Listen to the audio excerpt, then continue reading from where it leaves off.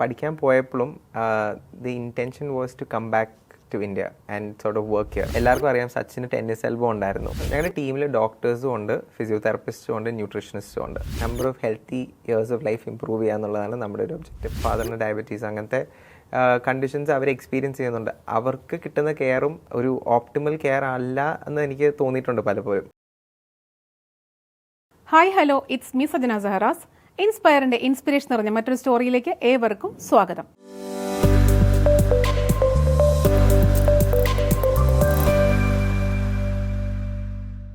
നമ്മളെല്ലാവരും ഒരു ട്രീറ്റ്മെൻറ്റിനായിട്ടോ അല്ലെങ്കിൽ ഒരു സർജറിക്കായിട്ടോ ഹോസ്പിറ്റൽ കേസ് നമുക്ക് വരാറുണ്ട് അല്ലേ?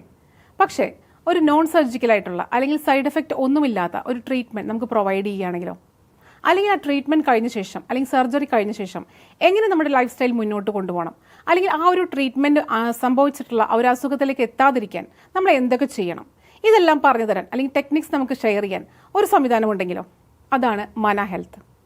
മന ഹെൽത്തിൻ്റെ CEO ആൻഡ് ഫൗണ്ടറാണ് നിഖിൽ ജോർജ്. അദ്ദേഹമാണ് ഇന്ന് നമ്മോടൊപ്പം ഉള്ളത്. Sir, warm welcome to our inspire show of inspiring stories. Thank you for the introduction and welcome. Okay, Nikhil George, താങ്കളുടെ ബേസിക്സ് ഒക്കെ ഒന്ന് പറയോ? നാട് എവിടെയാണ്, വീട്ടിൽ ആരൊക്കെയുണ്ട്, എന്താണ് സാർ പഠിച്ചത്? നാട് എറണാകുളം തന്നെയാണ്. ഞാൻ എൻജിനീയറിംഗ് ആണ് അണ്ടർ ഗ്രാജുവേറ്റ് പഠിച്ചത്. അത് കഴിഞ്ഞിട്ട് ഞാൻ US പോയി മാസ്റ്റേഴ്സാണ് ചെയ്തത്. ബിസിനസ് ആൻഡ് പോളിസിയിലായിരുന്നു മാസ്റ്റേഴ്സ് ചെയ്തത്. അത് കഴിഞ്ഞ് ഞാനൊരു 5 വർഷം US വർക്ക് ചെയ്തു, ബോസ്റ്റണിലും ന്യൂയോർക്കിലായിട്ട്. അത് കഴിഞ്ഞ് തിരിച്ച് നാട്ടിലേക്ക് വന്നിട്ട് തുടങ്ങിയ ഒരു ബിസിനസ്സാണ് മാന ഹെൽത്ത്. എങ്ങനെയാണ് മാന ഹെൽത്ത് എന്ന സംരംഭത്തിലേക്ക് എത്തിയത്? മാന എന്ന് പറഞ്ഞ concept it's primarily focused on physical medicine and rehabilitation. അപ്പം ഞാൻ US വർക്ക് ചെയ്ത സമയത്താണെങ്കിലും ഞങ്ങൾ കുറേ പ്രോജക്ട്സ് ചെയ്യുമായിരുന്നു. എന്ന് പറഞ്ഞാൽ ഞാനൊരു ഹെൽത്ത് കെയർ കൺസൾട്ടൻ്റ് ആയിട്ടാണ് വർക്ക് ചെയ്തിരുന്നത് US. അപ്പോൾ ആ പ്രോജക്ട്സിൽ ഫിസിക്കൽ മെഡിസിൻ ആൻഡ് റീഹാബിലിറ്റേഷൻ സ്പേസിൽ ഒരു അൺമെറ്റ് നീഡ് ഉണ്ട് എന്നുള്ളത് നമ്മൾ പല പ്രോജക്ട്സിലും ഐഡൻറ്റിഫൈ ചെയ്തത്. അത് US ഉണ്ട്, ലോകത്തുള്ള ഓൾമോസ്റ്റ് എല്ലാ മാർക്കറ്റ്സിലും ഉള്ള ഒരു നീഡാണ്. എന്ന് പറഞ്ഞാൽ പ്രോപ്പറായിട്ട് ഫിസിക്കൽ തെറപ്പി മൊഡാലിറ്റീസ് യൂസ് ചെയ്തിട്ടുള്ള ട്രീറ്റ്മെൻറ്റ്, കൺസർവേറ്റീവ് ട്രീറ്റ്മെൻറ്റ്സ് അല്ലെങ്കിൽ non surgical and side effect free ആയിട്ടുള്ള ട്രീറ്റ്മെൻറ്റ്സ് കോമൺ ആയിട്ട് അവൈലബിൾ അല്ല. അത് US കുറവുണ്ട്, നമ്മുടെ നാട്ടിൽ ഒട്ടും തന്നെ അവൈലബിൾ അല്ല, റൈറ്റ്? അതുകൂടാതെ ഇപ്പം ഒരു അഡ്വേഴ്സ് ഇവൻറ്റ് വന്നു, ഇപ്പം ഒരു കണ്ടീഷൻ വന്നു അല്ലെങ്കിൽ സർജറി ചെയ്യേണ്ട ഒരു സിറ്റുവേഷൻ വന്നു. ആ സിറ്റുവേഷൻ കഴിഞ്ഞിട്ട് നമ്മൾ ആ ക്വാളിറ്റി ഓഫ് ലൈഫ് അല്ലെങ്കിൽ പ്രീവിയസ്ലി നമുക്കുണ്ടായിരുന്ന ആ ഫംഗ്ഷൻ എങ്ങനെ റീഗെയിൻ ചെയ്യാൻ പറ്റും, അതിനുള്ള ഗൈഡൻസ് പ്രൊവൈഡ് ചെയ്യുന്ന ഒരു സെൻറ്റർ നമ്മുടെ നാട്ടിൽ അവൈലബിൾ അല്ലായിരുന്നു. അപ്പം ആ ഒരു നീഡ് ഐഡൻറ്റിഫൈ ചെയ്തിട്ടാണ് ശരിക്കും പറഞ്ഞാൽ മാന ഹെൽത്ത് എന്ന് പറഞ്ഞൊരു കോൺസെപ്റ്റിലേക്ക് നമ്മൾ എത്തിയിരിക്കുന്നത്. നിഖിൽ, ഈ ഒരു ഹെൽത്ത് സർവീസ് നമ്മൾ പ്രൊവൈഡ് ചെയ്യുമ്പോൾ മാന എന്നൊരു പേരിലേക്ക് വരാനുള്ള കാരണം എന്താണ്? മാനയുടെ അർത്ഥം ലൈഫ് ഫോഴ്സ് എന്നാണ്. എന്ന് പറഞ്ഞാൽ the will to live, the need to live your life to the fullest. അതൊരു ഹവായൻ വേർഡാണ്. പക്ഷെ അതിൻ്റെ ആ മീനിങ് ഭയങ്കരമായിട്ട് ഇഷ്ടപ്പെട്ട കാരണം ആ ഒരു മീനിങ്ങിന് ഭയങ്കര സിഗ്നിഫിക്കൻസ് ഉണ്ട് ഈ ഒരു റീഹാബിലിറ്റേഷൻ സ്പേസിൽ. അങ്ങനെ പേരിട്ടതാണ്. ഇൻട്രോയിൽ ഞാൻ പറഞ്ഞിട്ടുണ്ടായിരുന്നു, ആക്ച്വലി നമുക്കൊരു ട്രീറ്റ്മെന്റ് നോൺ സർജിക്കൽ ആയിട്ട് അല്ലെങ്കിൽ സൈഡ് എഫക്റ്റ് ഇല്ലാതെ നമുക്ക് തരുന്ന ഒരു സംഭവമാണ് മന ഹെൽത്ത് എന്ന് പറയുന്നത്. അത് മാത്രമല്ലാതെ ഇപ്പോൾ ഒരു ട്രീറ്റ്മെന്റ് ചെയ്യേണ്ടി വന്നിട്ടുണ്ടെങ്കിൽ ആ ഒരു ട്രീറ്റ്മെന്റിലേക്ക് വീണ്ടും പോകാതിരിക്കാൻ അല്ലേ, അതും നമുക്ക് പ്രൊവൈഡ് ചെയ്യുന്നുണ്ട്. അപ്പോൾ ആക്ച്വലി ഒറ്റ വാക്കിൽ പറയുകയാണെങ്കിൽ മന ഹെൽത്ത് എന്താണ് ഒരു ക്ലയന്റിന് കൊടുക്കുക, അല്ലെങ്കിൽ ഒരു രോഗിയായിട്ട് വരുന്ന ഒരാൾക്ക് എന്തൊക്കെയാണ് പ്രൊവൈഡ് ചെയ്യുന്നത്? Experience the future of physical medicine and rehabilitation എന്നാണ് നമ്മുടെ ടാഗ് ലൈൻ. പക്ഷേ അതിനകത്ത് 2 അല്ലെങ്കിൽ 3 ഡിഫറെൻറ്റ് ഐറ്റംസ് ഉണ്ട് നമ്മൾ അഡ്രസ്സ് ചെയ്യുന്നത്. ഒന്ന് ഈസ് റെഡ്യൂസിങ് പെയിൻ. അധികം ആൾക്കാർ നമ്മുടെ അടുത്ത് വരുന്നത് മസ്കുലോസ്കെലറ്റൽ ഇഷ്യൂസ് ആയിട്ട് വരുന്ന അധികം ആൾക്കാർക്ക് പെയിൻ ആയിരിക്കും പ്രൈമറി സിംറ്റം. അപ്പോൾ ആ പെയിൻ റെഡ്യൂസ് ചെയ്യുക, അത് without the use of surgery, without the use of any significant medications എന്നുള്ള ഒരു കോൺസെപ്റ്റിലാണ് നമ്മൾ പെയിൻ റെഡ്യൂസ് ചെയ്യുന്ന ആ ഒരു ഫസ്റ്റ് എലിമെൻറ്റ് ചെയ്യുന്നത്. The other aspect of this is improving quality of life അല്ലെങ്കിൽ ഇംപ്രൂവിങ് ഫങ്ഷൻ. ചിലവർക്ക് ചില മൂവ്മെൻറ്റ് ഡിഫിക്കൽട്ടീസ് ഉണ്ടാവും, അല്ലെങ്കിൽ കോഗ്നിറ്റീവ് ഡിഫിക്കൽട്ടീസ് ഉണ്ടാവും. ആ ഫങ്ഷൻ ഇംപ്രൂവ് ചെയ്യുക. അപ്പം ഈ 3 എയിമിലാണ് ശരിക്കും പറഞ്ഞാൽ മാന ഹെൽത്ത് വർക്ക് ചെയ്യുന്നത്. Reducing pain, improving function, improving quality of life. So number of healthy years of life കൂട്ടുക എന്നുള്ളതാണ് നമ്മുടെ ഒരു ഒബ്ജക്റ്റീവ്. നേരത്തെ പറഞ്ഞ പോലെ എഞ്ചിനീയർ ആണെന്ന് പറഞ്ഞിരുന്നു. അപ്പോൾ എഞ്ചിനീയർ ഏത് സ്ട്രീമായിരുന്നു? ഞാൻ ബയോടെക് ആൻഡ് ബയോമെഡിക്കൽ എഞ്ചിനീയറിംഗ് ആയിരുന്നു. ആ ഒരു സ്ട്രീമിൽ നിന്നാണ് ഈ ഒരു സെക്ഷനിലേക്ക് എത്തിയിരിക്കുന്നത് അല്ലേ? അപ്പോൾ അതിൻ്റെ ആ ഒരു പോയിന്റ് എന്തെങ്കിലും ഒരു സ്റ്റോറി ചിലപ്പോൾ ഉണ്ടാവുമല്ലോ. എന്തായിരുന്നു ചിലപ്പോൾ ഒരു ഇങ്ങനത്തെ ഒരു ബുദ്ധിമുട്ട് ആളുകൾ സഹിക്കുന്നത് കണ്ടിട്ടായിരിക്കാം, അല്ലെങ്കിൽ ചിലപ്പം വീട്ടിൽ നിഖിലിൻ്റെ വീട്ടിൽ തന്നെ അങ്ങനത്തെ ഒരു ബുദ്ധിമുട്ടുണ്ടായിട്ടായിരിക്കും, നിഖിലിന് തന്നെ ഒരു ബുദ്ധിമുട്ടുണ്ടായിട്ടായിരിക്കാം. ചിലപ്പോൾ ഈ ഒരു ചിലരങ്ങനെയാണ്, അങ്ങനത്തെ ഒരു ബിസിനസ്സിലേക്ക് എത്തിച്ചേരുന്നത് ചിലപ്പോൾ അങ്ങനെയായിരിക്കാം. അങ്ങനെ എന്തെങ്കിലും ഒരു പോയിന്റ് പറയാനുണ്ടോ? ചെറുപ്പത്തിലെ എനിക്ക് ഹെൽത്ത് കെയറിനോട് താല്പര്യം ഉണ്ടായിരുന്നു. അതുകൊണ്ടാണ് ഈ ഒരു ഫീൽഡ് എഞ്ചിനീയറിംഗ് തന്നെ തിരഞ്ഞെടുത്തത്. US പോയി വർക്ക് ചെയ്തതും ഈ ഒരു സ്പേസിൽ തന്നെയായിരുന്നു. അപ്പം കുറേ സോർട്ട് ഓഫ് ഡിഫറെൻറ്റ് കണ്ടീഷൻസിനെ കുറിച്ച് പഠിക്കാനുള്ള ഒരു ഓപ്പർച്യൂണിറ്റി കിട്ടി. ഹെൽത്ത് കെയറിൽ തന്നെയാണ് ഞാൻ കഴിഞ്ഞ ഒരു 10 വർഷമായിട്ട് വർക്ക് ചെയ്ത് വരുന്നത്. അപ്പം ഇതിനെപ്പറ്റി പഠിക്കാനൊരു ഓപ്പർച്യൂണിറ്റി കിട്ടി. ഓരോ ഡിഫറെൻറ്റ് ആൾക്കാരുടെ സ്റ്റോറീസ് കേൾക്കാനൊരു ഓപ്പർച്യൂണിറ്റി കിട്ടി. വീട്ടിൽ ആക്ച്വലി പേരൻസിന് ക്രോണിക് കണ്ടീഷൻസും ഉണ്ട്. മദർ ഒരു ആർത്രൈറ്റിസ് പേഷ്യൻ്റ് ആണ്, അതുപോലെ തന്നെ ഫാദറിന് ഡയബറ്റീസ്, അങ്ങനത്തെ കണ്ടീഷൻസ് അവർ എക്സ്പീരിയൻസ് ചെയ്യുന്നുണ്ട്. അവർക്ക് കിട്ടുന്ന കെയറും ഒരു ഓപ്റ്റിമൽ കെയർ അല്ല എന്ന് എനിക്ക് തോന്നിയിട്ടുണ്ട് പലപ്പോഴും. ആ ഒരു ഇൻസ്പിറേഷൻ ഡെഫിനറ്റ്ലി ഉണ്ട്. പിന്നെ ചോദിക്കുകയാണെങ്കിൽ ആദ്യമേ പറഞ്ഞിരുന്നു US വർക്ക് ചെയ്തിട്ടുണ്ടെന്നുള്ളത്. അപ്പോൾ തീർച്ചയായിട്ടും ഒരു യുവാവ് എന്നുള്ള നിലയ്ക്ക് US സെറ്റിൽ ആയിട്ടുണ്ടെങ്കിൽ അവിടെ ഹാപ്പി ആയിട്ട് ജീവിക്കാനായിരിക്കും എല്ലാവരും പൊതുവെ ആഗ്രഹിക്കുന്നത്. അപ്പോൾ നിഖിൽ എന്തുകൊണ്ടാണ് US നിന്നും വിട്ട് കേരളത്തിലേക്ക് ചേക്കേറാനുള്ള കാരണം? പഠിക്കാൻ പോയപ്പോഴും the intention was to come back to India and sort of work here. അപ്പം പഠിച്ച് എനിക്ക് നല്ലൊരു ജോലി കിട്ടി, നല്ലൊരു ഓപ്പർച്യൂണിറ്റി കിട്ടി. അപ്പം കുറച്ചൊരു വർക്ക് എക്സ്പീരിയൻസ് കഴിഞ്ഞിട്ട് തിരിച്ച് നാട്ടിലേക്ക് വന്നൊരു ബിസിനസ് തുടങ്ങാം, ആ ഒരു കോൺസെപ്റ്റ് തിരിച്ചു വന്നു. കേരളത്തിൽ നിൽക്കുക എന്നുള്ളത് തന്നെയായിരുന്നു താല്പര്യം അല്ലേ? ഒരുപാട് ആക്ച്വലി എല്ലാവരും ഇല്ല, എന്നാൽ പോലും കുറച്ച് യുവാക്കളെങ്കിലും ആഗ്രഹിക്കുന്ന ഒരു കാര്യമാണ് പുറത്ത് പോയിട്ട് സെറ്റിൽ ആവണം, അല്ലെങ്കിൽ GCC അല്ലെങ്കിൽ UK അങ്ങനെയാണല്ലോ ഇപ്പോൾ അങ്ങോട്ട് പോയിക്കൊണ്ടിരിക്കുന്ന ആൾക്കാർ. അപ്പോൾ അതിൽ നിന്നും വിഭിന്നമായിട്ട് ഇവിടെ വന്ന് ഇവിടെ എന്തെങ്കിലും ചെയ്യണം, അല്ലെങ്കിൽ സമൂഹത്തിന് വേണ്ടി എന്തെങ്കിലും ചെയ്യണം എന്നുള്ള ആ ഒരു മൈൻഡ് ഇറ്റ്സ് റിയലി ഗുഡ്. ഇനി അടുത്ത ചോദിക്കുകയാണെങ്കിൽ, ഇപ്പോൾ നമ്മൾ നേരത്തെ പറഞ്ഞിരുന്നു എന്തൊക്കെയാണ് പ്രൊവൈഡ് ചെയ്യുന്നതെന്നുള്ളത്. അഫ്കോഴ്സ് ലോങ് ഹെൽത്തി ലൈഫാണ് മന ഹെൽത്ത് പ്രൊവൈഡ് ചെയ്യുന്നതിന് പോലും എന്തെല്ലാം ഏത് ടൈപ്പ് ഓഫ് അസുഖങ്ങൾക്കാണ് മന ഹെൽത്ത് കൂടുതൽ കോൺസെൻട്രേറ്റ് ചെയ്യുന്നത്? ഞങ്ങൾക്ക് പല ട്രീറ്റ്മെൻറ്റ് പ്രോഗ്രാംസ് ഉണ്ട്. ഞങ്ങളുടെ main treatment program spinal wellness എന്ന് പറഞ്ഞൊരു പ്രോഗ്രാമാണ്. അത് അധികവും disc bulge, disc herniation, sciatica അങ്ങനത്തെ ഇഷ്യൂസ് അഡ്രസ്സ് ചെയ്യുന്ന ഒരു പ്രോഗ്രാമാണ്. അപ്പം പ്രോഗ്രാം ഹാസ് മെനി എലമെൻറ്റ്സ്. ഇപ്പം സ്പൈനൽ ഡീകംപ്രഷൻ തെറപ്പി എന്ന് പറഞ്ഞാൽ അതിൻ്റെ ഒരു മെയിൻ എലമെൻ്റ് ആണ്. അതുകൂടാതെ there are lots of pain management modalities that we use. അതുകൂടാതെ lifestyle correction, posture correction sessions, diet and nutrition counseling, ഇതെല്ലാം അടങ്ങുന്ന ഒരു ട്രീറ്റ്മെൻ്റ് ആണ് നമ്മുടെ സ്പൈനൽ വെൽനെസ് പ്രോഗ്രാമിൽ പ്രൊവൈഡ് ചെയ്യുന്നത്. പക്ഷേ ഒരു ഡിസ്ക് റിലേറ്റഡ് ഇഷ്യൂ ഉള്ള ഒരു പേഷ്യൻ്റ് ആദ്യം വരുമ്പം അവരുടെ ആ ഒരു ഇഷ്യൂയുടെ റൂട്ട് കോസ് അഡ്രസ്സ് ചെയ്യാൻ നമ്മൾ യൂസ് ചെയ്യുന്നത് സ്പൈനൽ ഡീകംപ്രഷൻ തെറപ്പി എന്ന് പറഞ്ഞൊരു അഡ്വാൻസ്ഡ് ആയിട്ടുള്ള US FDA CE അപ്രൂവൽ ഉള്ള ഒരു മൊഡാലിറ്റിയാണ്. ഫോർ എക്സാമ്പിൾ ഇപ്പം ഒരു വ്യൂവറായിട്ട് ചോദിക്കുകയാണെങ്കിൽ ട്രീറ്റ്മെന്റ് എന്ന് പറയുമ്പോൾ മെഡിസിൻസ് ഇല്ല എന്ന് പറയുന്നുണ്ട് അല്ലേ, സർജറീസും ഇല്ല എന്ന് പറയുന്നുണ്ട്. അപ്പോൾ അതല്ലാതെ ചോദിക്കാൻ ഇപ്പോൾ ഇത് കാണുന്ന ആൾക്ക് ഒരു ഡിസ്കിന്റെ കംപ്ലൈന്റ് ഉണ്ടെന്ന് വിചാരിക്കുക, L5S1 ഡിസ്ക് കംപ്ലൈന്റ് ആണെന്ന് വിചാരിക്കുക, സ്കയാട്ടിക്ക. അപ്പോൾ അങ്ങനെ വരുമ്പോൾ എന്ത് ട്രീറ്റ്മെന്റ് ആണ് പ്രോപ്പറായിട്ട് പറയുന്നത്, എന്ത് ട്രീറ്റ്മെന്റ് ആയിരിക്കും മന ഹെൽത്ത് കൊടുക്കുന്നത് അങ്ങനെയുള്ള പേഷ്യന്റ്? ലൈക്ക് ഫിസിയോതെറാപ്പി ആണോ അല്ലെങ്കിൽ വേറെ എന്തെങ്കിലും ട്രീറ്റ്മെന്റ്സ് ആണോ? ഞങ്ങളുടെ ടീമിൽ ഡോക്ടേഴ്സും ഉണ്ട്, ഫിസിയോതെറാപ്പിസ്റ്റും ഉണ്ട്, ന്യൂട്രീഷനിസ്റ്റും ഉണ്ട്. റൈറ്റ്. സോ വി ഹാവ് ഒരു കൊളാബറേറ്റീവ് എഫേർട്ടിലാണ് ശരിക്കും പറഞ്ഞ ഒരു പേഷ്യൻ്റെ കണ്ടീഷൻ നമ്മൾ അഡ്രസ്സ് ചെയ്യുന്നത്. ബിക്കോസ് അധികവും ഇപ്പം L4, L5 ഡിസ്ക് ബൾജ് അല്ലെങ്കിൽ ഒരു സയറ്റിക്ക ഉള്ള പേഷ്യൻസിന് പല ഇഷ്യൂസ് ഉണ്ടാവും. Let's say L4, L5 disc bulge എന്ന് പറയുന്നത് അതൊരു ഫൈനൽ സിംറ്റം, അല്ലെങ്കിൽ സയറ്റിക്ക എന്ന് പറഞ്ഞൊരു ഫൈനൽ സിംറ്റം ആണ്. ആ പേഷ്യൻ്റ് ആ ഒരു ക്രോണിക് കണ്ടീഷനിലേക്ക് എത്തിപ്പെടുക ചെയ്തത്. സ്കയാട്ടിക്ക ആണെങ്കിൽ ഫൈനൽ സ്റ്റേറ്റ് അല്ല എന്ന് പറഞ്ഞാൽ ആ ഒരു ക്രോണിക് കണ്ടീഷനിലേക്ക് ആ പേഷ്യൻ്റ് എത്തിപ്പെടുകയാണ് ചെയ്തിരിക്കുന്നത്. അപ്പോൾ അത് എങ്ങനെ എത്തിപ്പെട്ടു എന്ന് മനസ്സിലാക്കി, അത് എത്തിപ്പെട്ട ആ ഒരു ട്രാക്ക് മനസ്സിലാക്കി അത് റിവേഴ്സ് ചെയ്യാനുള്ളതാണ്. You have to address the root cause of that issue. അപ്പം ഇതിൽ മൾട്ടിപ്പിൾ ഫാക്ടേഴ്സ് ഉണ്ട്. ചിലപ്പം അവരുടെ ന്യൂട്രീഷൻ, അല്ലെങ്കിൽ ചിലപ്പോൾ വൈറ്റമിൻ D ഡെഫിഷ്യൻസി ആവാം, കാൽഷ്യം ഡെഫിഷ്യൻസി ആവാം. ന്യൂട്രീഷൻ റിലേറ്റഡ് കുറച്ച് ഫാക്ടേഴ്സ് ഉണ്ടാവും. ചിലപ്പം പോസ്ചർ റിലേറ്റഡ് ആയിട്ടുള്ള, അല്ലെങ്കിൽ അവരുടെ എർഗണോമിക്സ് എന്ന് പറഞ്ഞാൽ അവർ ഓരോ കാര്യങ്ങൾ ചെയ്യുന്നതിൽ ബുദ്ധിമുട്ടുകൾ അല്ലെങ്കിൽ തെറ്റുകളുണ്ടാവും. ഫോർ എക്സാമ്പിൾ നമ്മളൊരു ഹെവി വെയിറ്റ് ലിഫ്റ്റ് ചെയ്യുന്നത്, ശരിക്കും പറഞ്ഞാൽ നമ്മളൊരു ഹെവി വെയിറ്റ് ലിഫ്റ്റ് ചെയ്യുന്നത് ശരിക്കും പറഞ്ഞാൽ താഴേക്ക് കുനിഞ്ഞ്, അല്ലെങ്കിൽ ഒരു കുട്ടീനെ എടുക്കുമ്പം നമ്മൾ താഴേക്ക് കുനിഞ്ഞ് ചേർത്ത് പിടിച്ചിട്ടാണ് എടുക്കേണ്ടത്.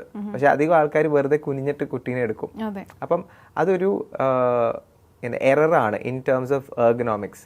അപ്പം ആ എർഗണോമിക് കറക്ഷൻ പേഷ്യന്റിന് ആവശ്യമുണ്ട്. അധികവും പേഷ്യൻസിന് അതിൻ്റെ ആവശ്യമുണ്ട്.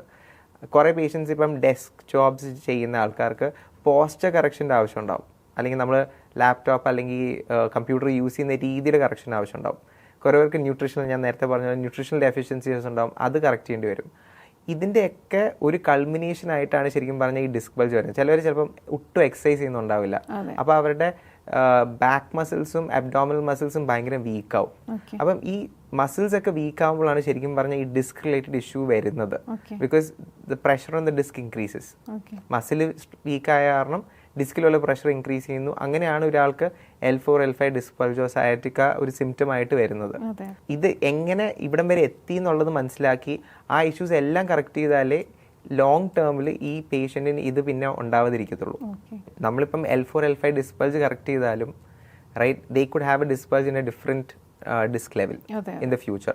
അപ്പോൾ ഒരു ഡിസ്കിന് കംപ്ലൈന്റ് വന്നിട്ടുണ്ടെങ്കിൽ പിന്നെ അത് ഓട്ടോമാറ്റിക്കായിട്ട് അടുത്തതിനും വരുമോ? ഇപ്പം നമ്മൾ ഈ പറഞ്ഞ റൂട്ട് കോസ് മനസ്സിലാക്കാതെ നമ്മൾ അതിന് ട്രീറ്റ്മെന്റ് കൊടുക്കുകയാണെങ്കിൽ അങ്ങനെയുള്ള പ്രശ്നങ്ങൾ ഉണ്ടാവും തോന്നുന്നല്ലോ. ആബ്സല്യൂട്ട്ലി.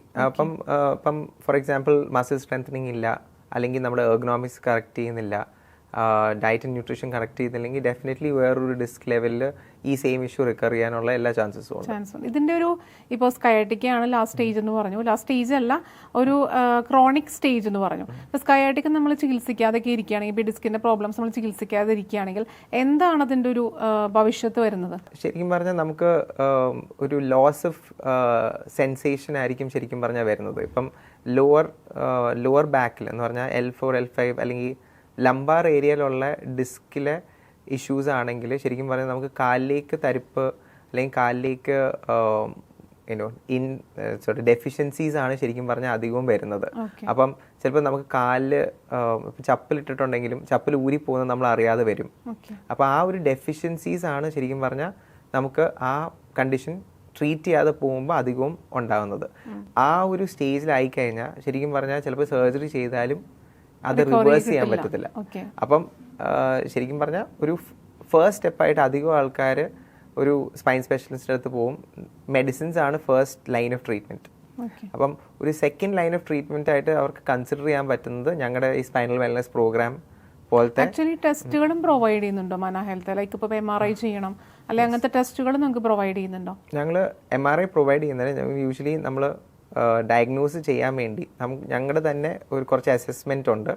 ആ ഒരു അസസ്മെൻറ്റും കുറച്ച് സ്പെഷ്യൽ ടെസ്റ്റും ചെയ്ത് കഴിഞ്ഞിട്ട് ഞങ്ങൾ ഒരു കണ്ടീഷൻ സസ്പെക്ട് ചെയ്യുന്നുണ്ടെങ്കിൽ അത് കൺഫേം ചെയ്യാൻ വേണ്ടി നമ്മൾ MRI എടുക്കാൻ പറയും.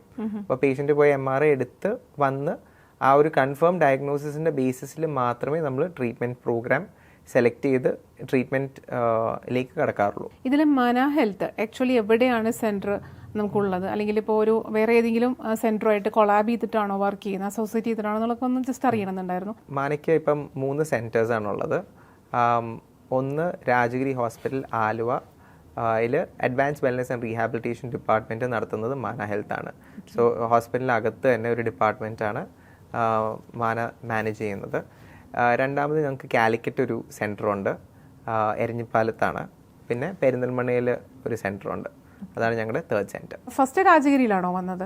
ഞങ്ങളുടെ ഫസ്റ്റ് സെൻറ്റർ രാജഗിരി ഹോസ്പിറ്റലായിട്ട് ഒരു കൊളാബറേഷൻ ആയിരുന്നു. അതൊരു ഇപ്പോൾ തുടങ്ങിയിട്ട് ഒരു 3 വർഷത്തിൽ കൂടുതലായി. ആ ഒരു സെൻറ്ററിൻ്റെ സക്സസിൻ്റെ ബേസിസിലാണ് ഞങ്ങൾ കാലിക്കറ്റും പെരിന്തൽമണ്ണയും സെൻറ്റേഴ്സ് എസ്റ്റാബ്ലിഷ് ചെയ്തത്. ആക്ച്വലി ഫസ്റ്റ് തന്നെ രാജഗിരിയൊക്കെ അത് അസോസിയേറ്റ് ചെയ്ത് വർക്ക് ചെയ്യണമെന്നുണ്ടെങ്കിൽ തീർച്ചയായിട്ടും അതിൻ്റെ ആ ഒരു ബെനിഫിറ്റ്സ് മനസ്സിലാക്കിയിട്ട് തന്നെ ആയിരിക്കണം. ആബ്സല്യൂട്ട്ലി. അത് ഞങ്ങൾക്കൊരു വലിയൊരു ഓപ്പർച്യൂണിറ്റി ആയിരുന്നു.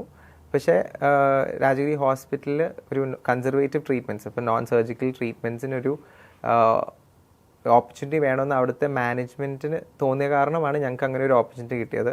ഞങ്ങൾ ചെയ്യുന്നത് കുറച്ച് ഇന്നോവേറ്റീവ് ആയിട്ടുള്ള വർക്കാണ്. എവിഡൻസ് ബേസ്ഡ് ട്രീറ്റ്മെൻറ്റ്സ് ആണ് ഞങ്ങളെല്ലാം ചെയ്യുന്നത്. എല്ലാം USFDA CE അപ്രൂവ്ഡ് മൊഡാലിറ്റീസ് ആണ് ഞങ്ങൾ നേരത്തെ പറഞ്ഞ പോലെ.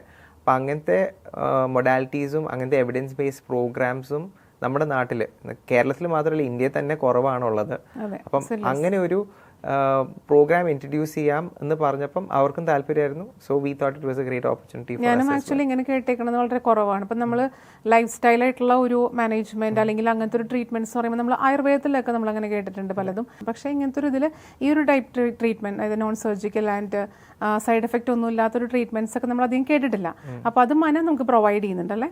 അതെ. അതിൻ്റെ ഇടയിൽ വേറെ ഒന്ന് ചോദിക്കാനുള്ള ലേഡി എനിക്ക് ചോദിക്കാനുള്ള, ഇപ്പം ഡെലിവറി കഴിഞ്ഞ ശേഷമുള്ള ഒരുപാട് ഇഷ്യൂസ് നമുക്ക് വരാറുണ്ട്. അതിലൊന്നാണ് യൂറിൻ നമുക്ക് കൺട്രോൾ ചെയ്യാൻ പറ്റാത്തൊരു ഇഷ്യൂസ് ചിലപ്പം ലേഡീസിന് വരാറുണ്ട് ആഫ്റ്റർ ഡെലിവറി.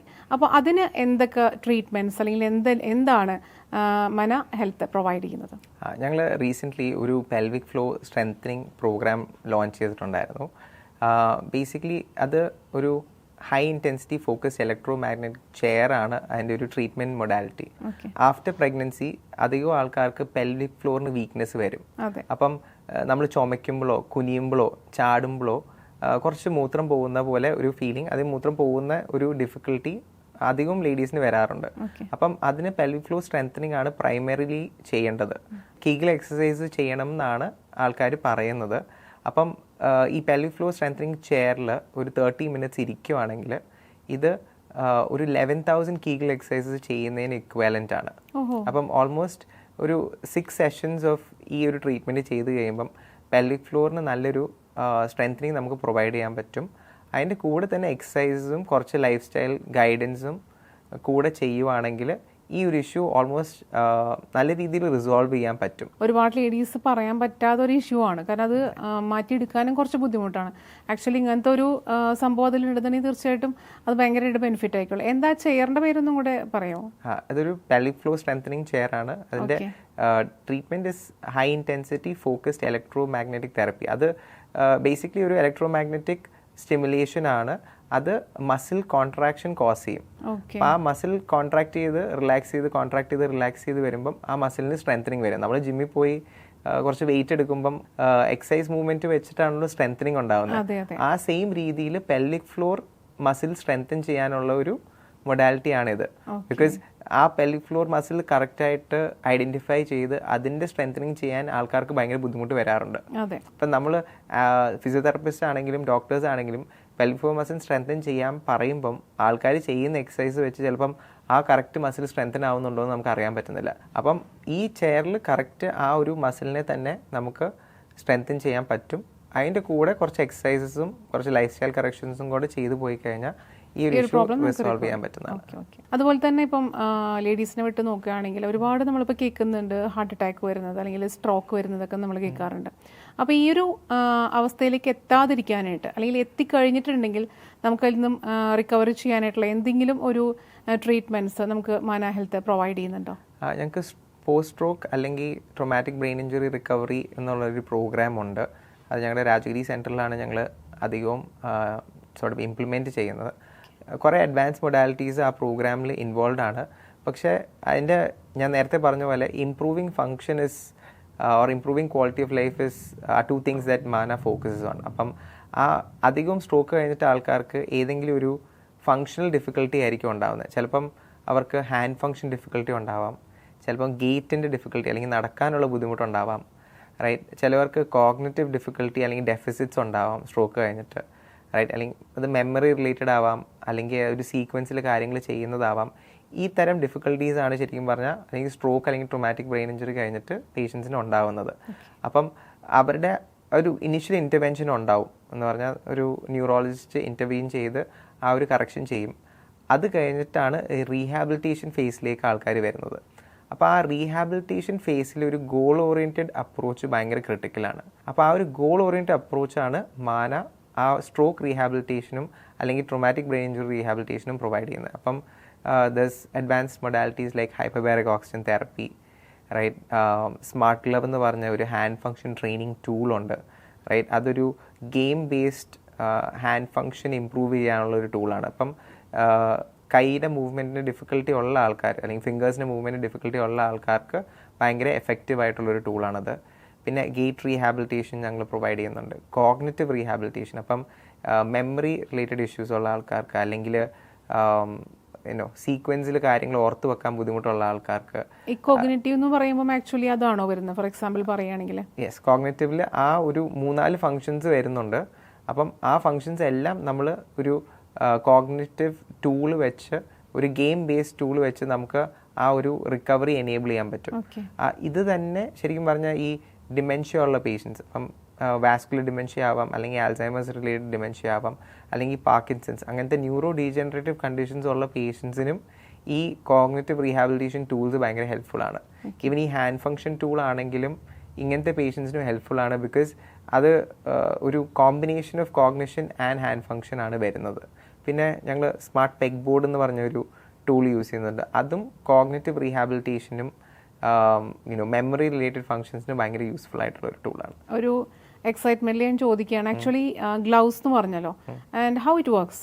ഇത് ഒരു ഗെയിം ബേസ്ഡ് ടൂളാണ്. It's a robotic glove that is ഒരു ടി വി സ്ക്രീനിൽ നമുക്ക് കുറച്ച് ഗെയിംസ് കളിക്കുന്ന രീതിയിലായിരിക്കും. അപ്പോൾ ഫോർ എക്സാമ്പിൾ ഒരു ഗെയിം പറയാം, നമ്മൾ ഒരാൾ ഒരു ബേസ് ബോൾ എറിയുന്നു, നമ്മൾ ആ ബേസ് ബോൾ പിടിക്കുന്ന ഒരു ആക്ടിവിറ്റി, റൈറ്റ്? അതാണ് ശരിക്കും പറഞ്ഞാൽ ഗെയിമിൽ ചെയ്യിപ്പിക്കുന്നത്. അപ്പം ഹാൻഡ് ഫങ്ഷൻ മൂവ്മെൻ്റ് ഉള്ള ഒരാൾക്ക് ചിലപ്പോൾ മൊത്തമായിട്ട് പിടിക്കാൻ പറ്റില്ല, പക്ഷെ കുറച്ച് പിടിച്ചാലും പിടിച്ച പോലെ അവർക്ക് കാണാൻ പറ്റും ടി വി സ്ക്രീനിൽ. അതൊരു കളി. അല്ലെങ്കിൽ ഫോർ എക്സാമ്പിൾ ഒരു വെജിറ്റബിൾ, ഒരു ബോർഡിൽ വെജിറ്റബിൾസ് കട്ട് ചെയ്യുന്ന ആക്ടിവിറ്റി. അപ്പം നമ്മൾ കൈവച്ച് ഈ മൂവ്മെൻറ്റ് ചെയ്യുമ്പം ശരിക്കും പറഞ്ഞാൽ ആ വെജിറ്റബിൾ കട്ട് ചെയ്യുന്ന പോലെ നമുക്ക് സ്ക്രീനിൽ കാണാൻ പറ്റും. അപ്പം നമ്മൾ ആ മൂവ്മെൻറ്റ് ചെയ്യാനുള്ള ഒരു സോർട്ട് ഓഫ് ഇൻറ്റൻറ്റ് അവിടെ കാണിച്ചു കഴിയുമ്പോൾ തന്നെ ആ സ്ക്രീനിലെ ആക്ടിവിറ്റി വരുമ്പോൾ നമ്മൾ പതുക്കെ ആ ആക്ടിവിറ്റി ചെയ്യാൻ പിന്നെയും പഠിക്കുകയാണ്. ഫോർ എക്സാമ്പിൾ ചോദിക്കുകയാണെങ്കിൽ ഇപ്പോൾ നമുക്ക് ആ ഗ്ലൗസ് യൂസ് ചെയ്യണമെങ്കിൽ നമ്മുടെ ഒരു ലൈഫിൽ നമുക്ക് കൈ കൊണ്ട് ചെയ്യേണ്ട ചിലപ്പോൾ ഒരു ഗ്ലാസ് പഠിക്കാനൊക്കെ നമുക്ക് അതുകൊണ്ട് പറ്റും എന്നാണോ? നമ്മളിപ്പോൾ റീഹാബിലിറ്റേഷനിൽ ഏത് ഒരു ആക്ടിവിറ്റിയിലാണെങ്കിലും നമ്മൾ ആ ഫങ്ഷൻ ഇമ്പ്രൂവ് ചെയ്യാൻ വേണ്ടിയാണ് റീഹാബിലിറ്റേഷൻ ചെയ്യുന്നത്. അപ്പോൾ ഡേ 1 നമുക്ക് കുറച്ച് ഫങ്ഷനേ ഉണ്ടാവുള്ളൂ. Hopefully by day 20 or day 30 നമ്മുടെ ആ ഫങ്ഷൻ നല്ല രീതിയിൽ ഇമ്പ്രൂവ് ചെയ്യും. അപ്പം നമ്മുടെ ഗോൾ ചിലപ്പം പറഞ്ഞ പോലെ ആയിരിക്കും, വിച്ച് ഇസ് ആ ഗ്ലാസ് പിടിക്കുക എന്നുള്ളതായിരിക്കും നമ്മുടെ goal. Gradually we can get to that point. അപ്പം ഇപ്പോൾ സ്ട്രോക്ക് കഴിഞ്ഞിട്ടുള്ള ഒരു പേഷ്യൻറ്റിന് ശരിക്കും പറഞ്ഞാൽ ഫുൾ ഫങ്ഷൻ എത്തിച്ചു കൊടുക്കുക എന്നുള്ളതാണ് നമ്മുടെ എപ്പോഴും റീഹാബിലിറ്റേഷനിൽ കൂടെയുള്ള നമ്മുടെ ഗോൾ. പക്ഷേ that my take time in based on the patient. Mostly നമ്മൾ റീഹാബിലിറ്റേഷൻ ആണ് ഇതിൽ ഉദ്ദേശിക്കുന്നത്, മെന്റൽ ഹെൽത്ത് പ്രൊവൈഡ് ചെയ്യുന്നത് അല്ലേ? ഇത്രയും വലിയൊരു സംരംഭം കൊണ്ടുപോകുമ്പോൾ തീർച്ചയായിട്ടും കൂടെ ഒരു ടീം ഉണ്ടാവും അല്ലേ? ആ ടീമിന്റെ ഒപ്പം ആരൊക്കെയാണുള്ളത്, അല്ലെങ്കിൽ ടീമിൽ എത്ര പേരുണ്ട് എന്ന് പറയാമോ? ഞങ്ങൾക്ക് 25 മെമ്പേഴ്സ് ഉണ്ട് നമ്മുടെ ടീമിൽ. ഓൾമോസ്റ്റ് ക്ലിനിക്കൽ സൈഡ് അല്ലെങ്കിൽ medical team comprises of doctors and physiotherapist and nutritionist. ഞാൻ നേരത്തെ പറഞ്ഞ പോലെ ഡയറ്റ് ആൻഡ് ന്യൂട്രീഷൻ കൗൺസിലേഴ്സും ഉണ്ട്, ഫിസിയോതെറാപ്പിസ്റ്റും ഉണ്ട്, ഡോക്ടേഴ്സും ഉണ്ട്. അപ്പം ഞങ്ങൾക്ക് 3 ക്ലിനിക്കുണ്ട്. 3 ക്ലിനിക്കിലും ശരിക്കും പറഞ്ഞാൽ ഈ സോർട്ട് ഓഫ് പ്രൊഫഷൻസ് പ്രാക്ടീസ് ചെയ്യുന്ന ടീം മെമ്പേഴ്സും ഉണ്ട് നമുക്ക്, along with receptionist and counsellor, right? അതുകൂടാതെ ഞങ്ങളുടെ കോർപ്പറേറ്റ് ഓഫീസ് അല്ലെങ്കിൽ സോർട്ട് ഓഫ് ഓപ്പറേഷൻ സൈഡിൽ ഞങ്ങൾക്ക് ഓപ്പറേഷൻസ് ഹാൻഡിൽ ചെയ്യുന്ന ഒരു ടീമുണ്ട്, മാർക്കറ്റിംഗ് ഹാൻഡിൽ ചെയ്യുന്ന ഒരു ടീമുണ്ട്, കസ്റ്റമർ സർവീസ് ഹാൻഡിൽ ചെയ്യുന്ന ഒരു ടീമുണ്ട്, അക്കൗണ്ട്സിൻ്റെ ടീമുണ്ട്. ഇവരെല്ലാവരും കൂടെ കൂടിയിട്ടാണ് നമ്മൾ ഈ ഒരു ഓർഗനൈസേഷൻ മുമ്പോട്ട് കൊണ്ടുപോകുന്നത്. അപ്പം എറണാകുളത്തും രാജഗിരി, പെരിന്തൽമണ്ണ, കോഴിക്കോട് ഇവിടെയൊക്കെ അല്ലാതെ ഉള്ള ആളുകൾക്ക് ചിലപ്പം ഈ ഒരു ട്രീറ്റ്മെന്റിനെ കുറിച്ച് അറിയാനും അല്ലെങ്കിൽ ട്രീറ്റ്മെന്റ് എടുക്കുന്നതൊക്കെ താല്പര്യമുണ്ടാവും. അപ്പോൾ അങ്ങനെയുള്ളവർക്ക് ഓൺലൈൻ സർവീസ് പ്രൊവൈഡ് ചെയ്യുന്നുണ്ടോ? ഞങ്ങൾക്ക് ഓൺലൈൻ കൺസൾട്ടേഷൻസ് ഞങ്ങൾക്ക് കുറച്ച് ചെയ്യാൻ പറ്റും.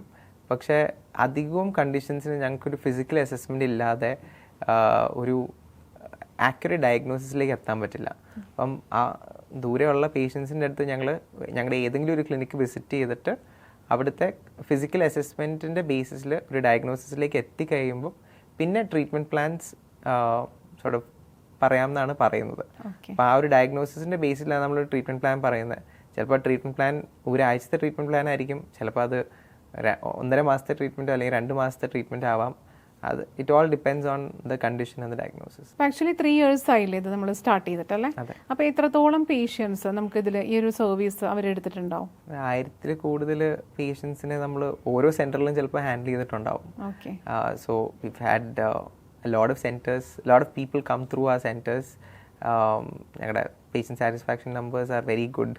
അപ്പം ആ ഒരു ബേസിസിലാണ് ഞങ്ങൾ അഡീഷണൽ സെന്റേഴ്സ് ഒക്കെ എസ്റ്റാബ്ലിഷ് ചെയ്തിരിക്കുന്നത്. നിഖിൽ, ഒരുപാട് ഇഞ്ചുറീസ് വന്നിട്ട് ഉള്ള ട്രീറ്റ്മെന്റ്സ് ചിലപ്പോൾ കൊടുത്തിട്ടുണ്ടാവും. അപ്പം ആ ഇഞ്ചുറീസ് വരുന്ന ആൾക്ക് എന്ത് സർവീസാണ് പ്രൊവൈഡ് ചെയ്യുന്നത് മെന്റൽ ഹെൽത്ത്? ഞങ്ങൾ മസ്ക്യുലോസ്കെലറ്റൽ ഒരു റീഹാബിലിറ്റേഷൻ പ്രോഗ്രാം ചെയ്യുന്നുണ്ട്. അതിൻ്റെ കൂടെ സ്പോർട്സ് ഇഞ്ചുറി റിക്കവറിക്കുള്ള പ്രോഗ്രാംസും ഉണ്ട്.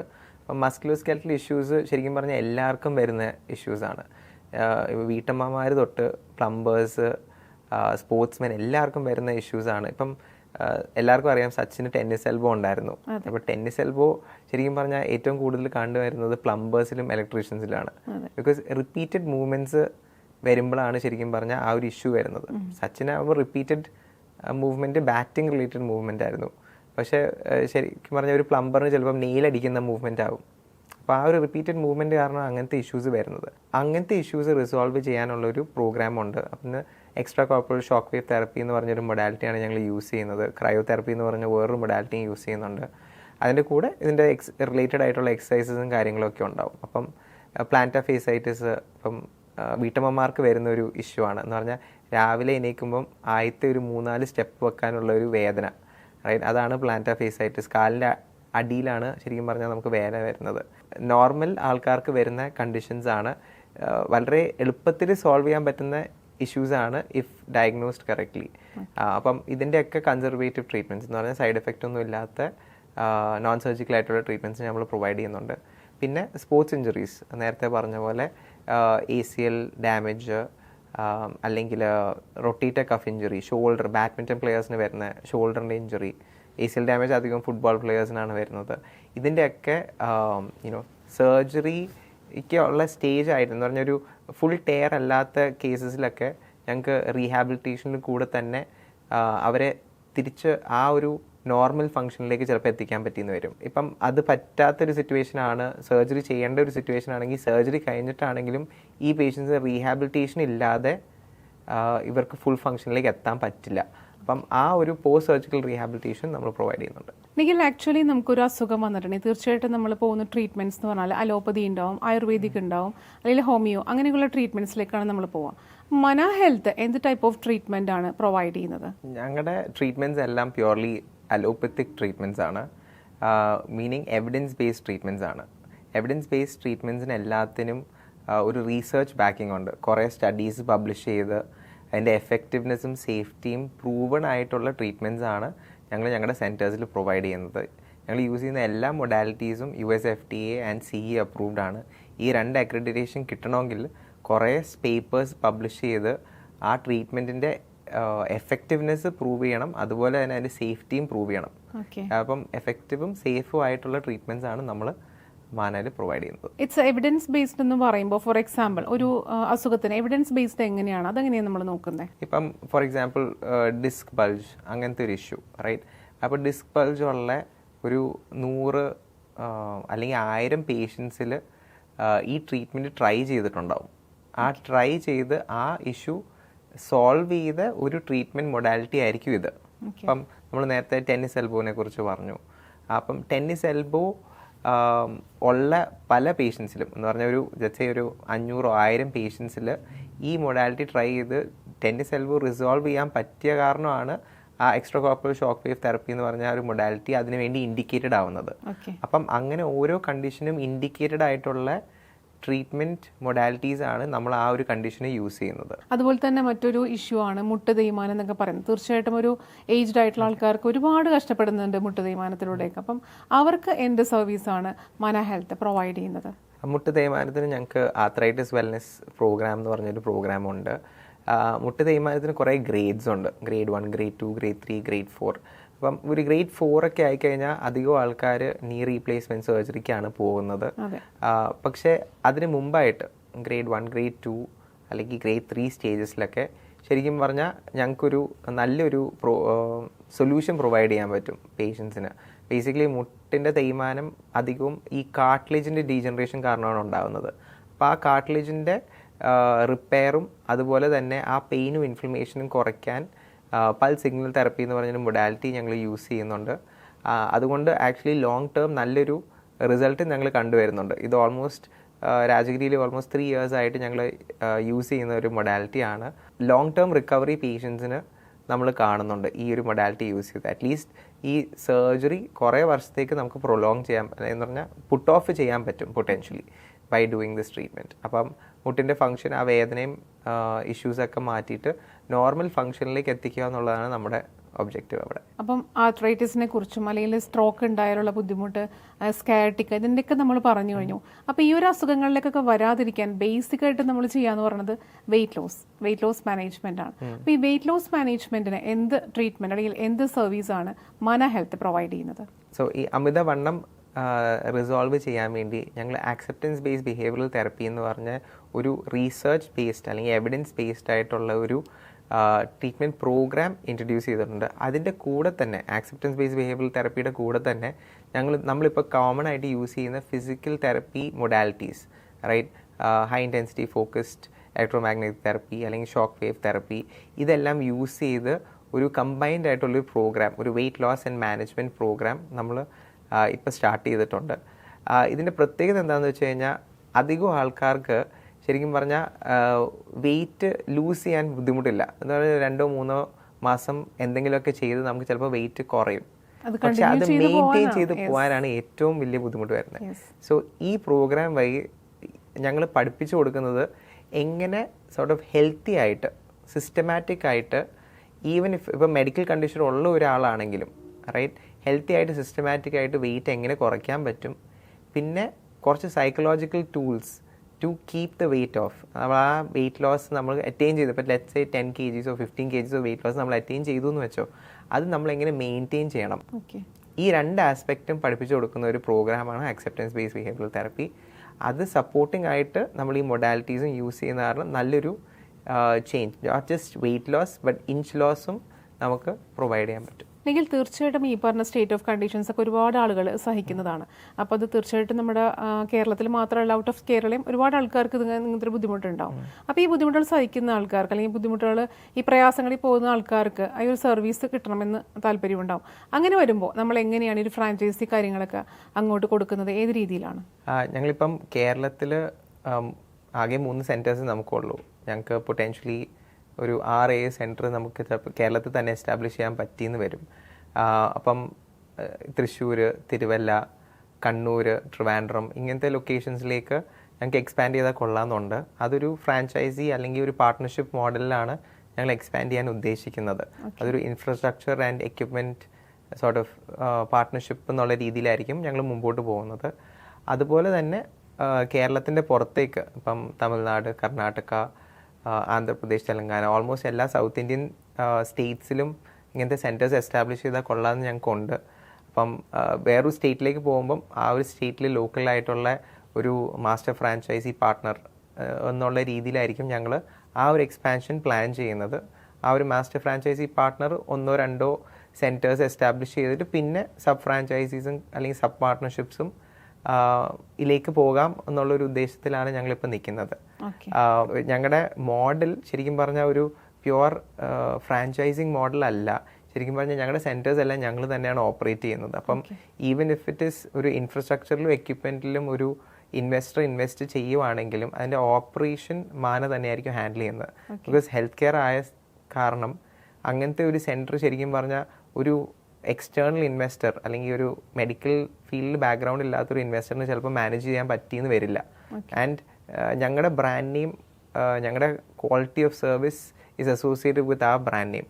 അപ്പോൾ ആ ഒരു ബ്രാൻഡ് ക്വാളിറ്റി മെയിൻറ്റെയിൻ ചെയ്യാൻ വേണ്ടി ഞങ്ങൾ തന്നെയായിരിക്കും സെൻറ്റേഴ്സ് ഓപ്പറേറ്റ് ചെയ്യുന്നത്.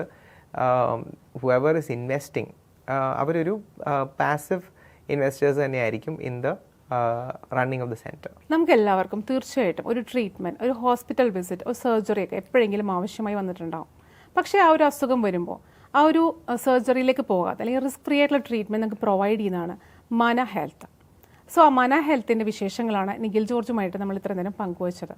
തീർച്ചയായിട്ടും ഒരുപാട് എക്സ്പാൻഷൻസിലേക്കും ഫ്യൂച്ചർ പ്ലാൻസിലേക്കും പോകാനായിട്ട് അവർക്ക് സാധിക്കട്ടെ എന്ന് ആശംസിക്കുന്നു.